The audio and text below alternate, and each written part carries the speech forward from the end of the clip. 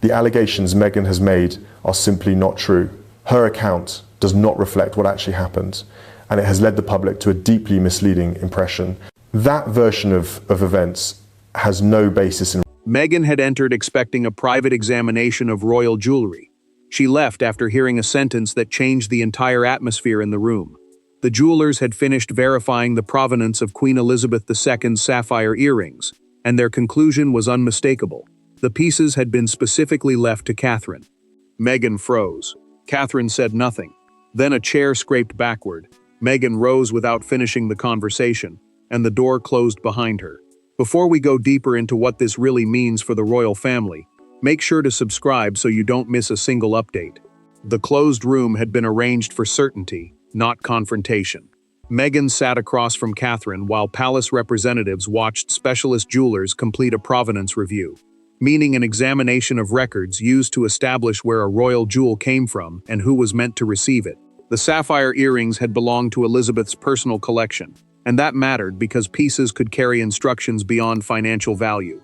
Catherine kept her hands folded. Meghan watched every movement.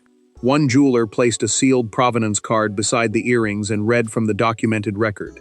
Elizabeth had designated the sapphires for Catherine, not for shared family use, not for later reassignment.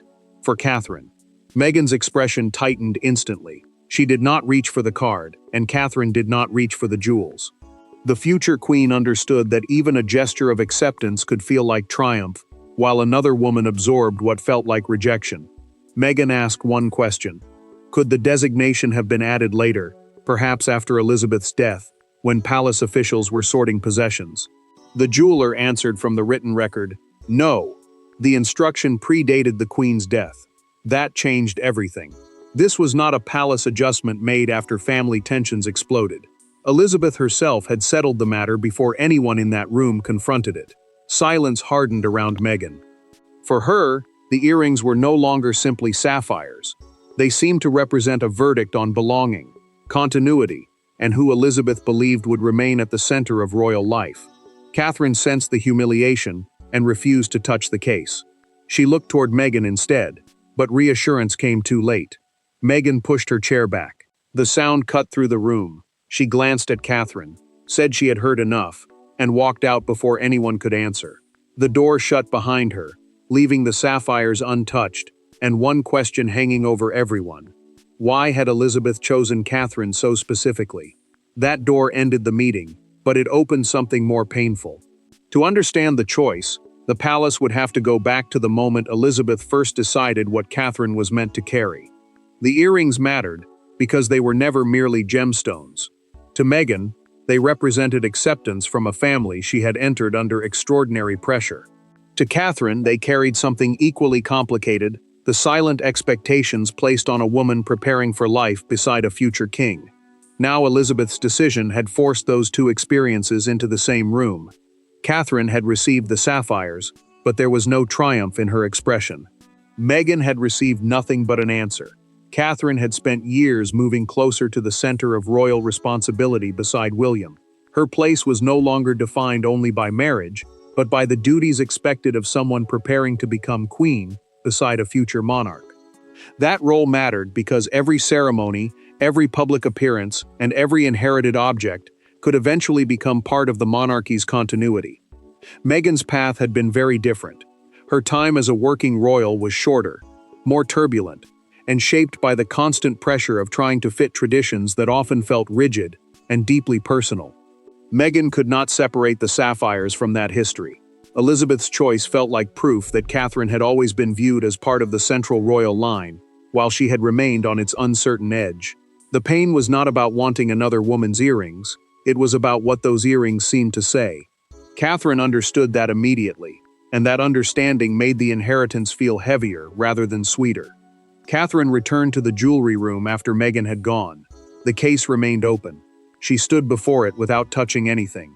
One jeweler waited quietly until she finally asked him to close the lid. A jeweler, in this setting, was the specialist responsible for examining, maintaining, and authenticating important royal pieces. Catherine did not want the sapphires removed yet. Accepting them too quickly could look like celebration, and she refused to let Meghan's humiliation become part of the moment. William found her later and listened as she explained what had happened. The prince reminded her that Elizabeth rarely attached personal instructions to jewelry without a purpose. According to the documented palace record, the queen believed certain pieces should remain connected to the duties and history they represented. That made him suspect the sapphires were not simply a personal gift. They carried a message. Meghan, meanwhile, remembered a private conversation with Elizabeth years earlier. The monarch had spoken about jewelry surviving generations because the people wearing it were only temporary custodians of a longer story. At the time, Meghan had considered it a gentle reflection on royal tradition. Now the memory felt almost like a warning. Then an older palace record was discovered. Catherine could delay wearing the sapphires, but she could not delay what that record revealed. It pointed back to one particular royal event, years earlier, the night Elizabeth apparently decided exactly who would carry those earrings next. Years before Meghan walked out of that room, Elizabeth had watched Catherine endure a moment that few people outside the family ever understood. There were no raised voices, and no public declaration. Just a state reception, a difficult conversation afterward, and one private exchange that remained buried inside palace memory. Yet according to the record now placed before the family, that evening became the turning point. It was the night Elizabeth decided who would eventually receive the sapphire earrings. Catherine had still been learning how to carry the pressure of senior royal duty beside William.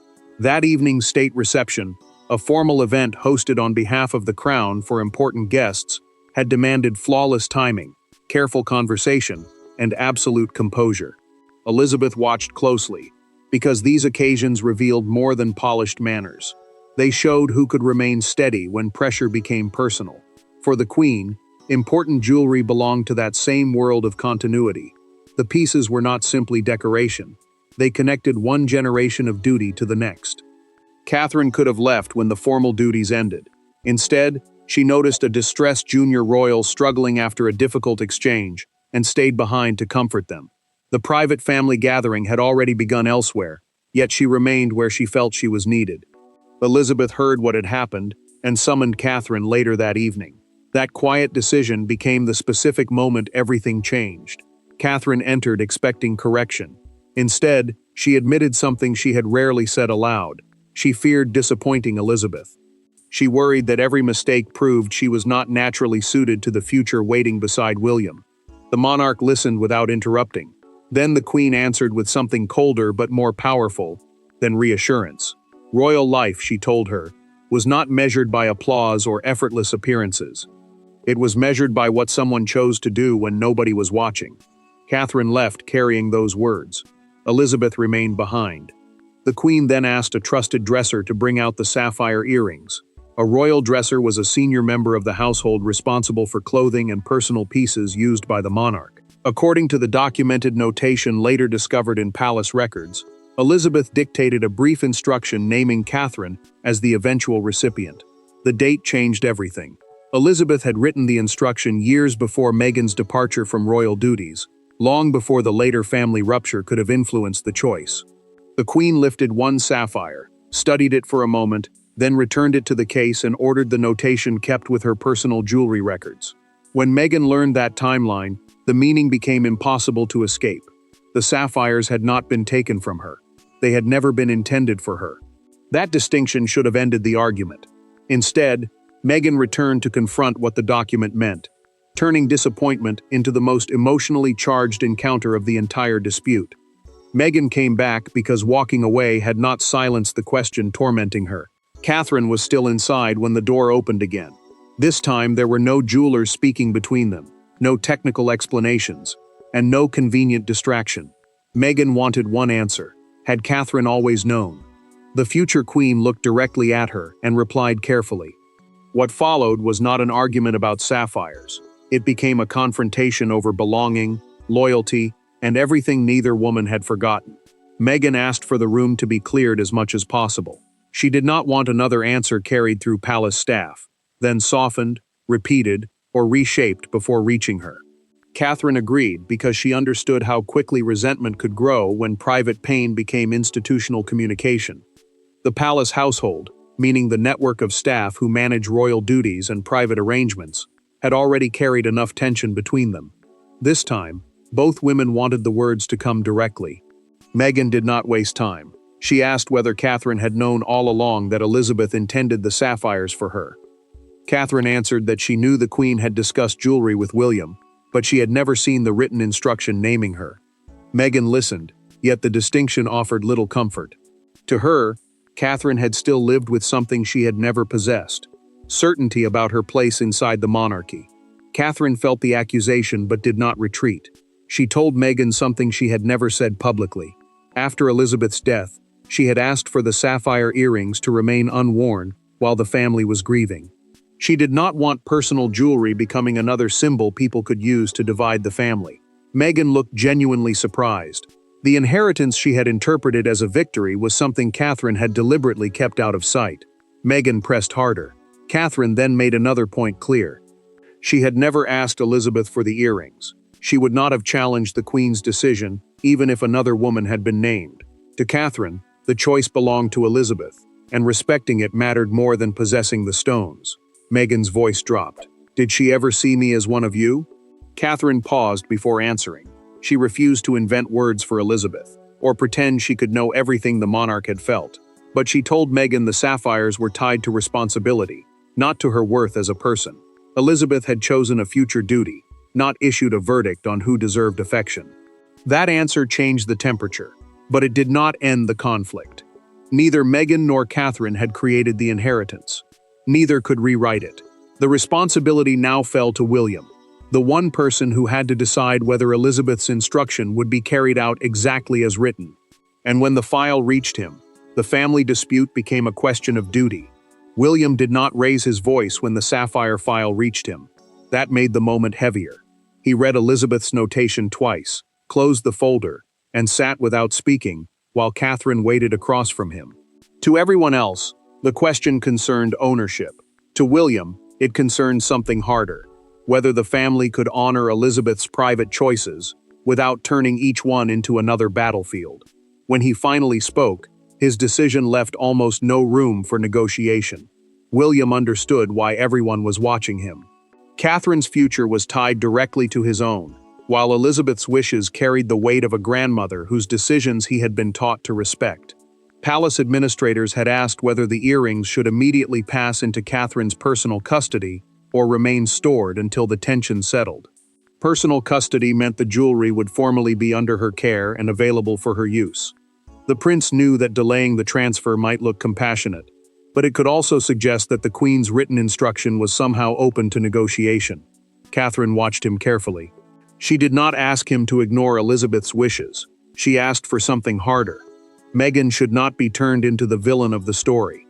Catherine believed the walkout had come from hurt, not greed, and she feared that one emotional reaction would soon be used to define everything Meghan had felt about the family.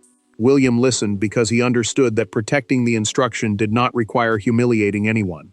Then he opened the file again. William noticed a line that changed the meaning of the inheritance completely. Elizabeth had not simply named Catherine as the recipient. According to the documented notation, the sapphires were connected to her eventual senior role beside the monarch.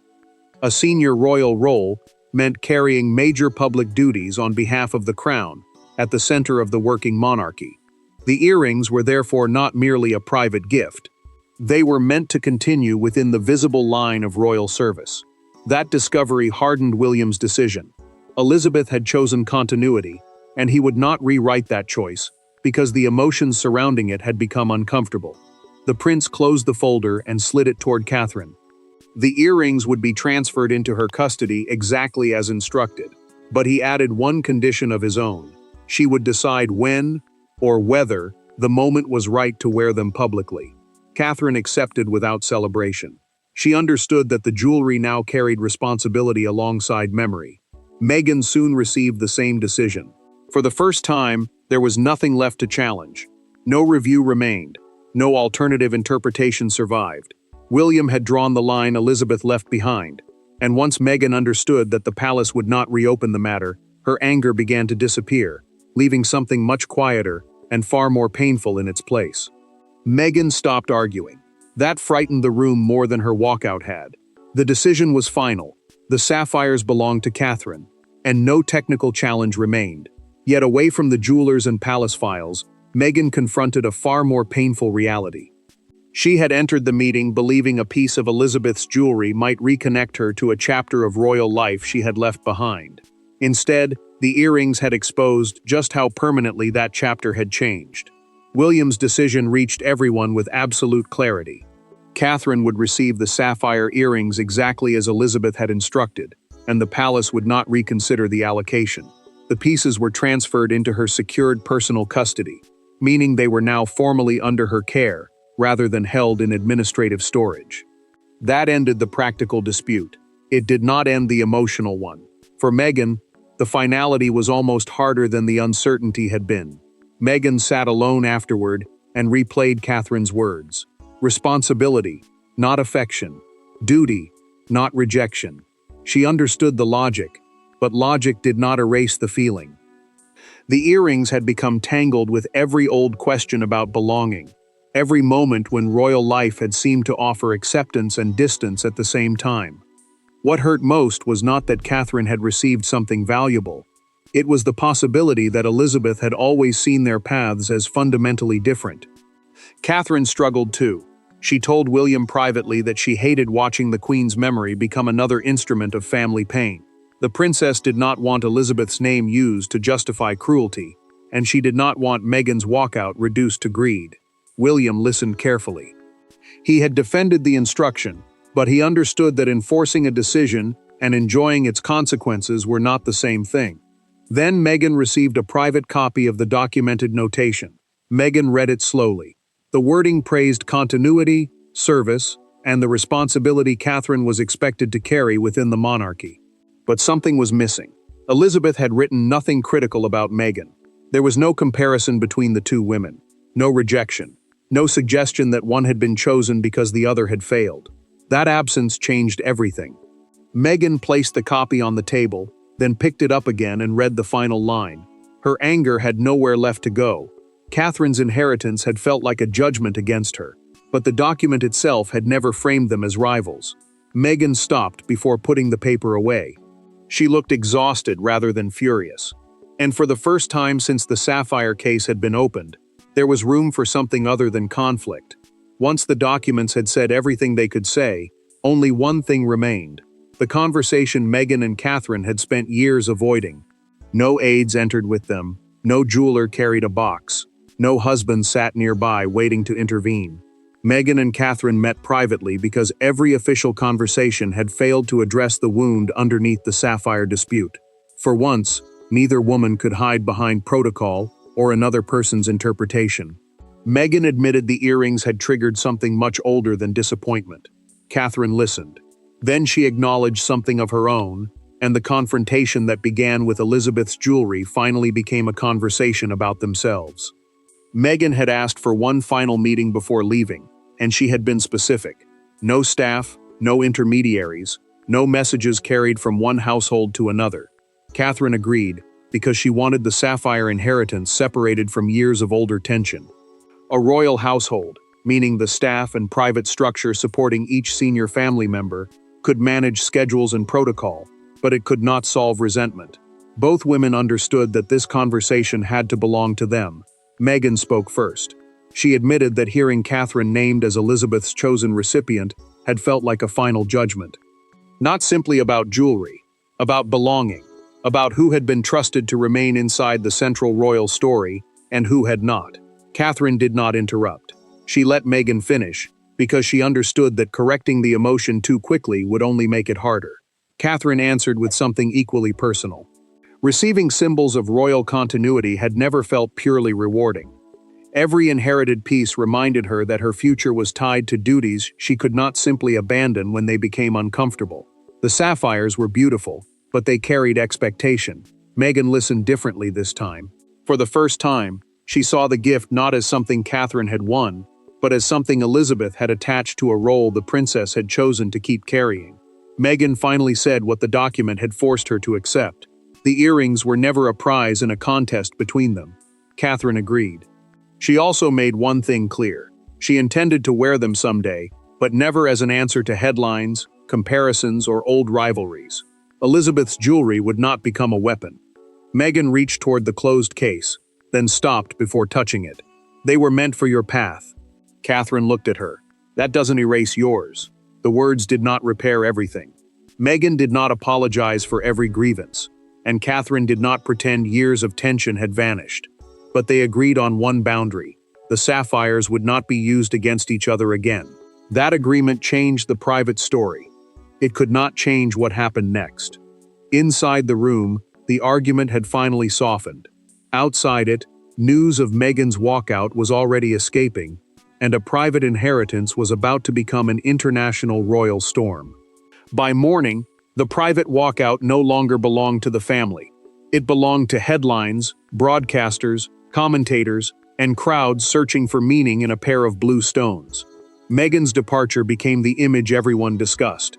Catherine's inheritance became a symbol everyone interpreted differently.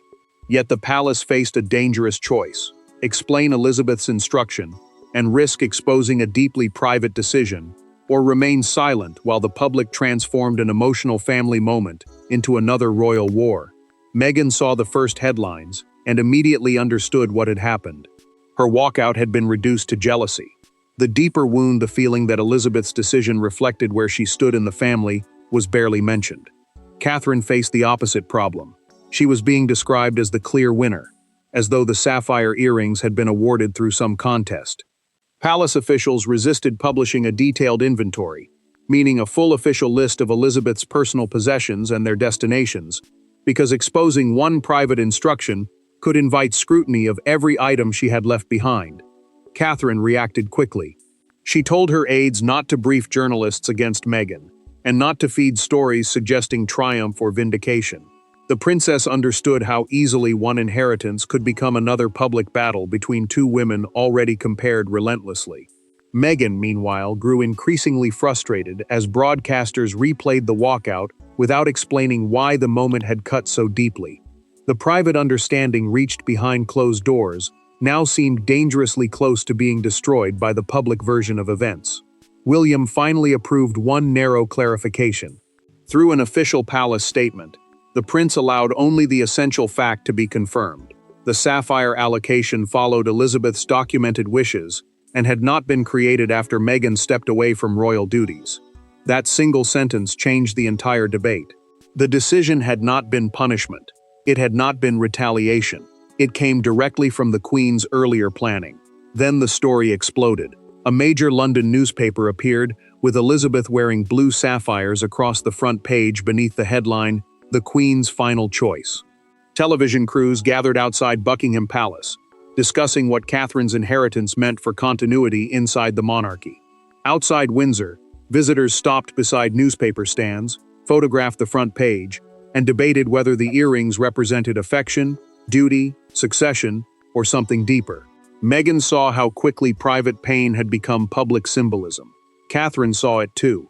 Neither woman wanted the headline to become the final word. Catherine knew she still controlled one thing: what happened when she eventually accepted the sapphires publicly.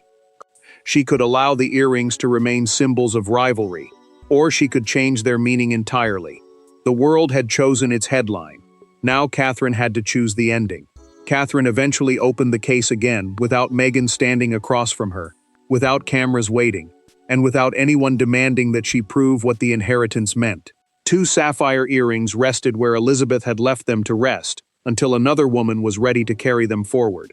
The argument had made them seem like trophies. They were not. They represented continuity, responsibility, memory, and the cost of allowing objects inherited from the dead to become judgments imposed upon the living. Catherine formally accepted the earrings exactly as Elizabeth had instructed. That decision ended the question of ownership once and for all. William supported her privately, but he also reminded her of something important. Personal inheritance should never become a ranking of affection. A royal inheritance, meaning possessions passed through the family under private or formal instructions, could preserve history without deciding who had been loved more. The prince understood that his grandmother's wishes deserved respect, without being turned into another weapon. Catherine then sent Meghan a short private message before the sapphires were ever worn publicly. She made her position clear. She had never viewed Elizabeth's decision as a victory, and she would never use the earrings to answer comparisons between them. Meghan replied without reopening the dispute. She acknowledged that walking out had come from something much older than disappointment over jewelry. The moment had touched every unresolved question she carried about belonging, acceptance, and the life she had left behind. Meghan also accepted one truth she could no longer deny. Elizabeth's choice belonged to Elizabeth. The Queen had not written a contest between two women. She had chosen where she believed one particular piece of royal history should continue. Catherine understood the same thing. The sapphires were not proof that she mattered more. They represented the responsibilities Elizabeth believed she would one day carry. Catherine finally lifted one earring from the case and held it quietly. William watched without speaking. There was no celebration between them. He understood that the weight she was accepting had little to do with gemstones and everything to do with memory, duty, and the expectations attached to the future. Meghan's walkout had exposed the painful distance between personal belonging and royal continuity. Catherine's inheritance did not erase Meghan's place in the family's history. Meghan's hurt did not invalidate Elizabeth's decision. The sapphires remained with Catherine exactly as Elizabeth intended. Meghan walked away accepting that truth. What began as an inheritance dispute ended with something far harder to inherit than jewelry: the responsibility to carry the past without letting it control the future. Thanks for watching. Please don't forget to like and subscribe, and we will see you in next one.